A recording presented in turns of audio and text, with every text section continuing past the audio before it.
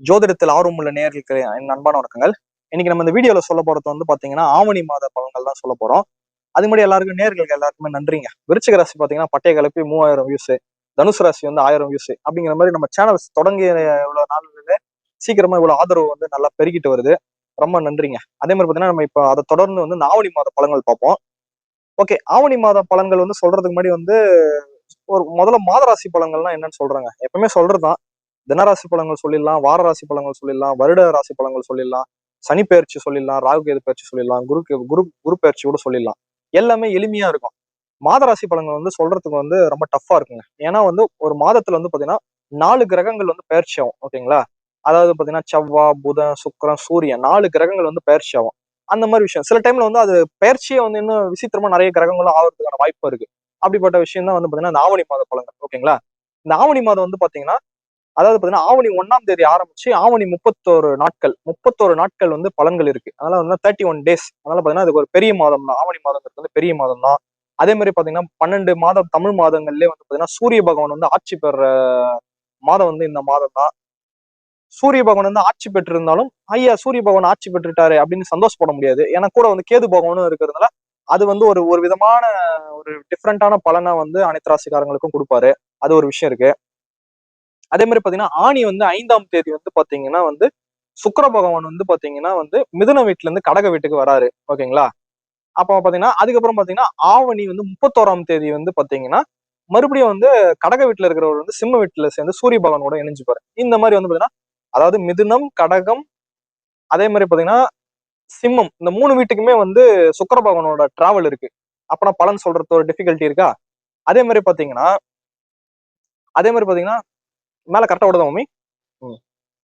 அதே மாதிரி பாத்தீங்கன்னா புதன் பகவான் வந்து பாத்தீங்கன்னா ஆவணி 10ஆம் தேதி வந்து பாத்தீங்கன்னா ஒரு கடக வீட்டுல இருக்கிறவர் வந்து பாத்தீங்கன்னா சிம்ம வீட்டுக்கு வருவாரு. ஓகேங்களா? அப்புறம் ஆவணி வந்து 27ஆம் தேதி வந்து பாத்தீங்கன்னா சிம்ம வீட்டுல இருக்கிறவர் வந்து பாத்தீங்கன்னா கன்னி வீட்டுக்கு வந்துருவாரு. ஆக மொத்தம் பாத்தீங்கன்னா கடகம், சிம்மம், கன்னி, புதன் பகவான் இந்த 3 வீட்டுல டிராவல் பண்றாரா? இது விஷயம் இருக்குங்களா? அதுக்கப்புறம் பாத்தீங்கன்னா செவ்வாய் பகவான் வந்து பாத்தீங்கன்னா கன்னி வீட்டிலே இருக்காரு. இது வந்து பாத்தீங்கன்னா செவ்வாய் பகவான் வந்து மிகுந்த நாட்களுக்கு, அதாவது ஒரு 7 மாதங்கள் கழிச்சு வந்து பாத்தீங்கன்னா அவர் மிகுந்த பலம் அடைகிறார். ஓகேங்களா? அது ஒரு விஷயம் வந்து இருக்குது. அதால வந்து அனைத்து ராசிக்காரங்களுக்குமே செவ்வாயோட பலம் வந்து அதிகமா கிடைக்க போகுது. அது ஒரு சிறப்பா இருக்கு. சூரிய பகவான் வந்து பாத்தீங்கன்னா கடக வீட்டுல இருந்து சிம்ம வீட்டுக்கு வந்துடுறாரு. இந்த விஷயமா இருக்கு. அதே மாதிரி பாத்தீங்கன்னா சூரிய பகவானும் சனீஸ்வரனும் நேருக்கு நேரு பார்த்ததுனால சனீஸ்வரன் வந்து அதிவக்கரமா வர்றாரு. அதிவக்கரம்னா கண்ட்ரோல் பண்ண முடியாத ஸ்டேஜ்.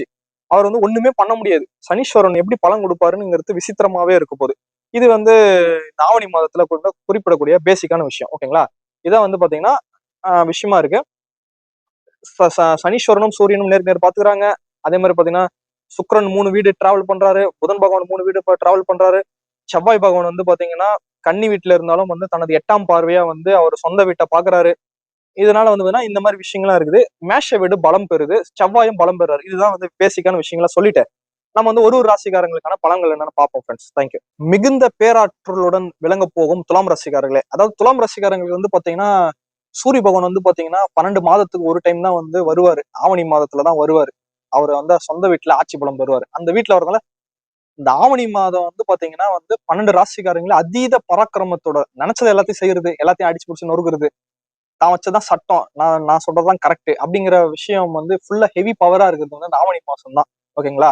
அதே மாதிரி வந்து மிகுந்த வந்து பேராற்றலுடன் வந்து விளங்க போகும் வந்து துலாம் ராசிக்காரங்களேன்னு சொல்லலாம். அதே மாதிரி வந்து பாத்தீங்கன்னா ஒரு மாதிரி வந்து இந்த லைஃப்ல வந்து அதாவது லைஃப்ல வந்து நிறைய விஷயங்கள் வந்து நல்ல விஷயங்கள் நடந்து வாழ்க்கையை வந்து அதாவது டவுனா இருக்கிறது கூட பெரட்டி போடுற மாதமா வந்து இந்த ஆவணி மாதம் இருக்கும். ஏன்னா வந்து பாத்தீங்கன்னா இந்த மாதத்துல வந்து பாத்தீங்கன்னா புதன் பகவானோட பயிற்சியும் அதிகமா இருக்கு, ராசிநாதனான சுக்கிர பகவானோட பயிற்சி உங்களுக்கு வந்து அதிகமான உங்க பராக்கிரமத்தை காட்டி உங்களுக்கு வந்து அதிகமான நன்மைகள் இருக்குது. அதாவது நிறைய வீக்னஸா இருந்தா கூட அது நிறைய நன்மைகள்லாம் மாறக்கூடிய தினமா இருக்கு, இந்த மாதமா இருக்கு. ஓகேங்களா? சரி, ஓகே. நம்ம ஃபர்ஸ்ட் வந்து சூரிய பகவான் அளிக்கக்கூடிய பலன்கள் பார்ப்போம். அதாவது சூரிய பகவான் வந்து பாத்தீங்கன்னா 11ஆம் அதிபதி. 11ஆம் இடங்கிறது வந்து லாபஸ்தானம்.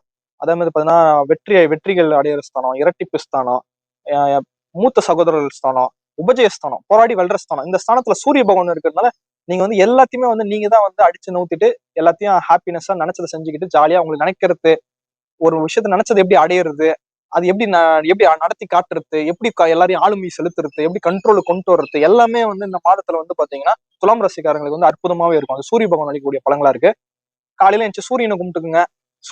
கோதுமையை சாப்பிடுங்க, கோதுமை சாப்பிடுங்க, இல்ல மாட்டுக்கு டொனேட் பண்ணுங்க, பக்கத்து வீட்டுல கொடுங்க, சும்மா ஒரு 1/4 கிலோ கொடுத்தீங்கன்னா உங்களுக்கு வந்து சூரிய பகவானோட பலம் வந்து பெருகும்.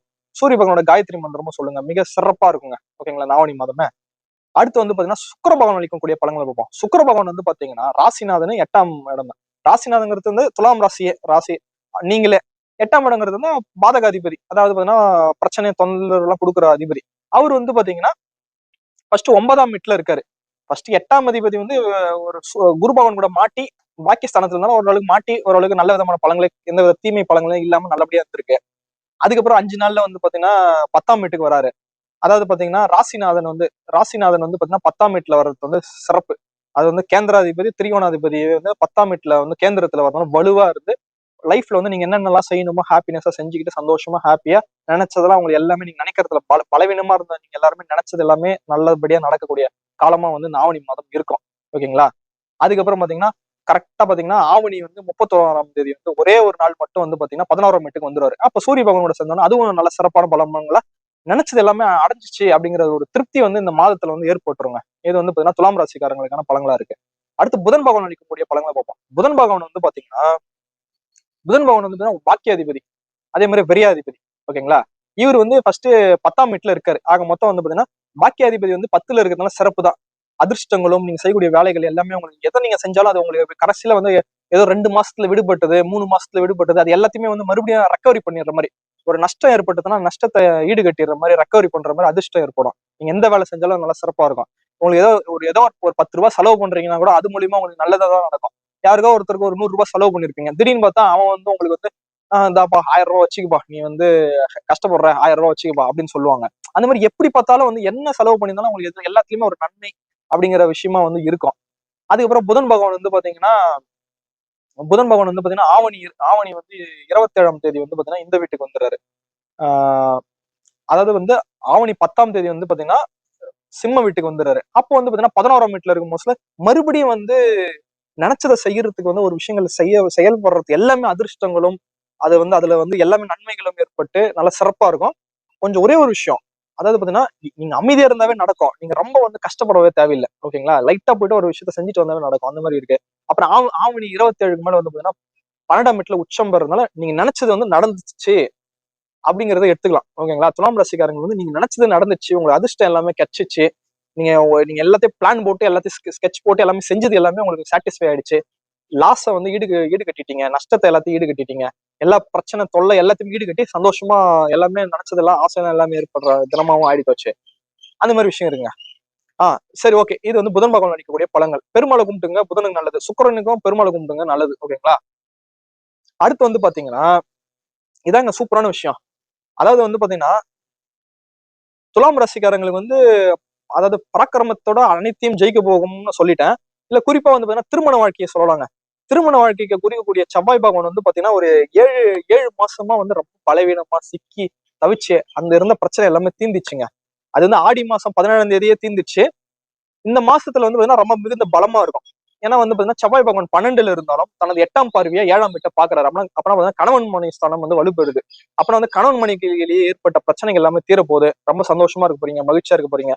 நண்பர்களிடத்திலேயே என்னடா யாருமே நம்மளுக்கு உதவி செய்ய ஆளே இல்லை அப்படிங்கிற மாதிரி கஷ்டப்பட்டது எல்லாமே தீர்ந்து உங்களுக்கு எல்லாருமே வந்து உங்களுக்கு ஹெல்ப் பண்ணுவாங்க.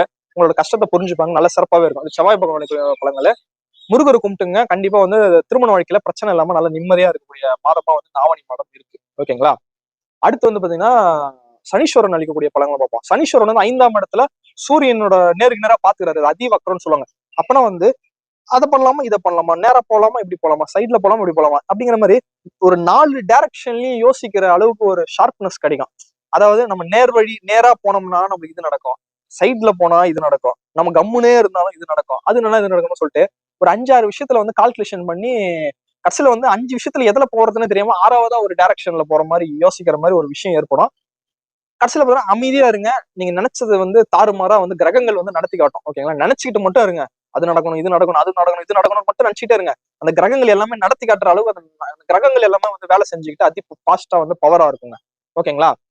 ஆக மொத்தம் அது வந்து சனீஸ்வரனும் நல்ல விதமான பலங்களா இருக்கு. காக்காக்கு சாதம் வைங்க, ஹனுமனோட மந்திரத்தை கேளுங்க, ஹனுமனோட பாட்டு கேளுங்க, ஜெய் ஆஞ்சநேயா சொல்லுங்க, ஜெய் ஸ்ரீராம் அப்படின்னு கூட சொல்லிக்கிட்டே இருங்க. நல்ல விதமான பலங்களை ஏற்படுங்க சனீஸ்வரன் அளிக்கக்கூடிய பலங்கள்.